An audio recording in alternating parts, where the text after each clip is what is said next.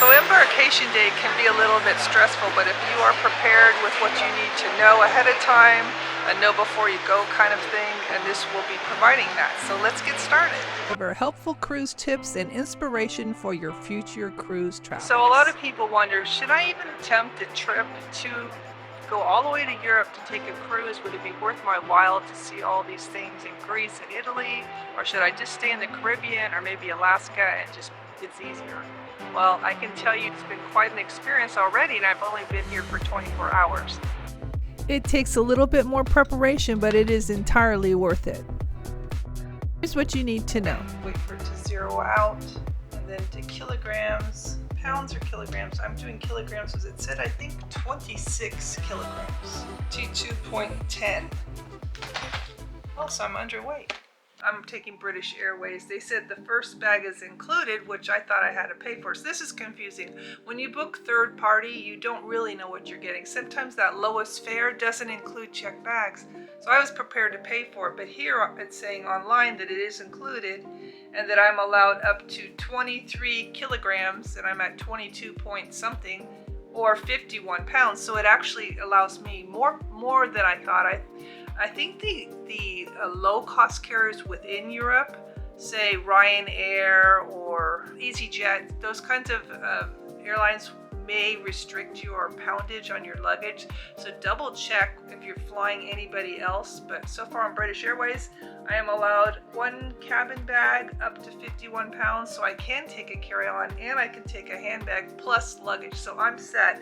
I'm going from San Francisco all the way to Lisbon, and then from there I'm taking another airline, and I've already paid for luggage for them. So I think I'm set. I am good to go. Yes, I wanted to say I am taking Carnival, and they do require that you print your boarding passes. So we printed our boarding passes. They're not 100% online on their app like other places are, and they also have something called Verifly, which is an app that you need to download, and it looks like this.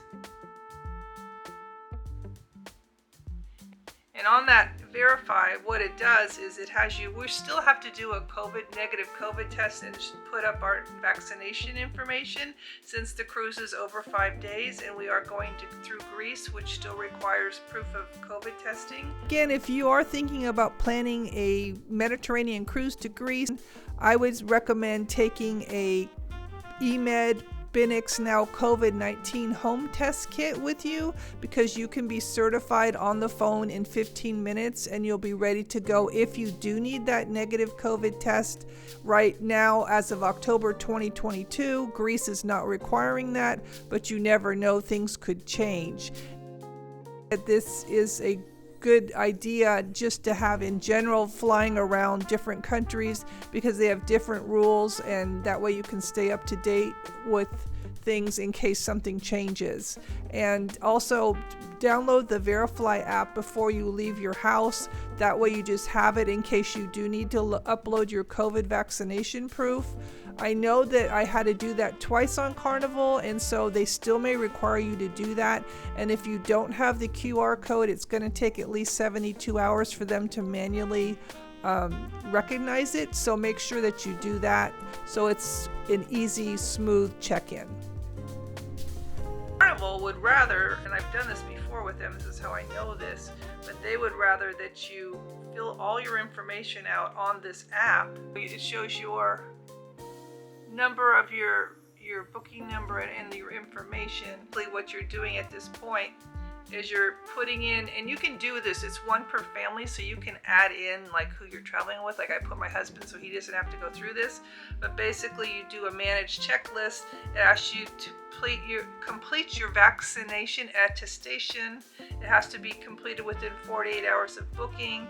Upload your proof of COVID-19 vaccination. And what's interesting about this is some people have those QR coded vaccination cards where you can just scan it in and it's automatically uploaded like that, but I had to do mine's just on a card in plastic. So I had to upload that, and then basically they have to manually look at it and approve it, and then from there you will upload your COVID test 2 days or 3 days prior to going on board. Just make sure that you do that. It has completed within 48 to 72 hours of sailing.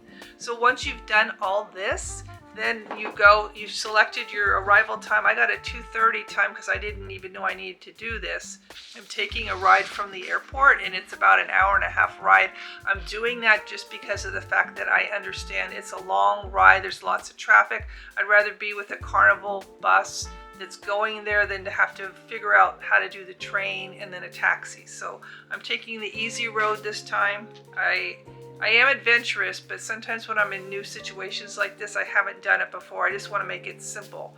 I'm not spending any extra time in Europe this time. It's strictly to do this trip and come home because we've been doing a lot of cruises lately and my husband, he has to get back to work.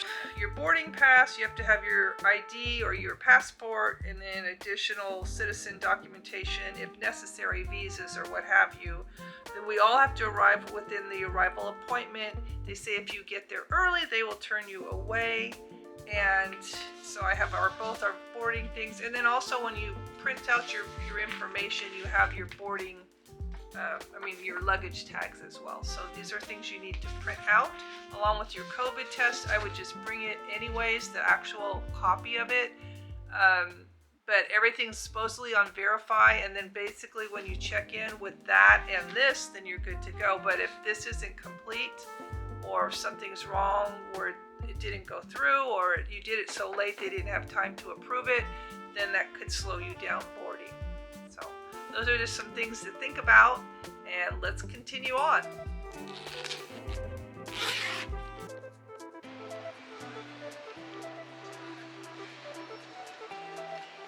We made it to the San Francisco airport. Our flight is 2 hours delayed to start, and it turns out that it's the Queen's funeral tomorrow. I don't know how this will affect our flight because we're going through London, but let's see what happens.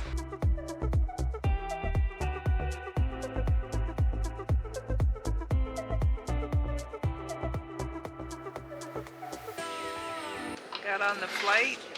It was an hour late, but it's looking good, and it's looking really good because I only have nobody next to me.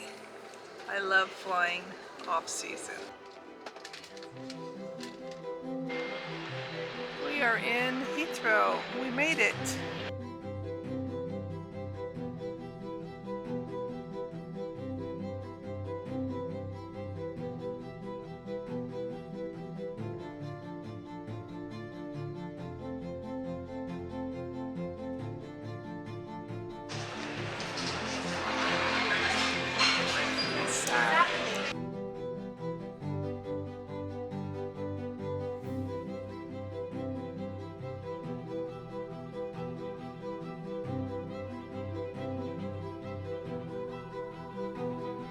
The funeral has been finished and airspace has been cleared, so things are getting back to normal here in Heathrow, London.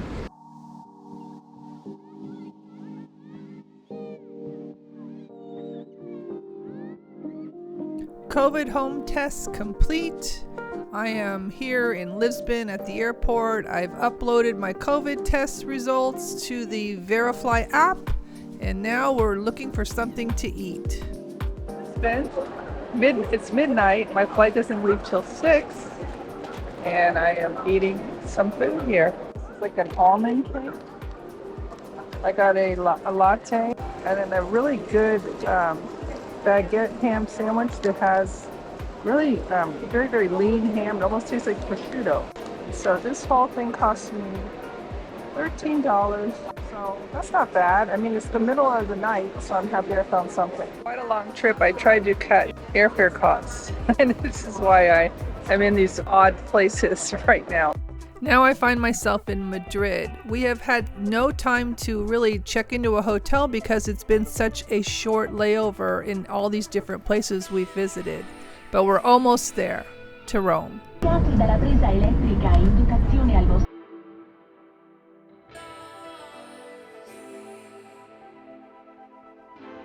We have finally made it to Da Vinci Airport in Rome, and now we're off to the hotel. So we arrived in Terminal 1, walked to the right to Terminal 3, exited door number 4, and then walked across the street to an island where the hotel shuttles pick up. My particular hotel shuttle, it cost $5 one way. It's $10 round trip, and it brings me to and from the airport, and I will be using that tomorrow to take my Carnival bus from the airport to Civitavecchia port. So when you do come in from an international flight, of course you're jet lagged. The time is completely off. We're about 9 hours off from our regular time, but it's a beautiful day today. Really good idea to stay nearby the airport to make it just a little bit less stressful, unless of course you're going to be taking the train from downtown and then getting there on your own, then that's a whole other story. But this was a nice, easy trip. The food is good, the restaurant is pretty good downstairs, and it's a really nice place. I wish I could stay here longer, but it's off to the airport we go, and we're going to go see how that goes for the rest of our check-in. Thank you so much for watching, and next week we will do a video on the rest of my embarkation day, how I met the bus at the airport, what happened, how it went, so you make sure you tune in for that. And also I will be having a video on Hotel Tibber, which is where I stayed. So a playlist on the Carnival Pride will be up soon as well. And just want to say, if you have enjoyed this video, if it's been helpful in any way, if you've learned something, make sure that you give that a thumbs up and consider subscribing to follow me along on my journey. Thank you so much for watching. Until next time.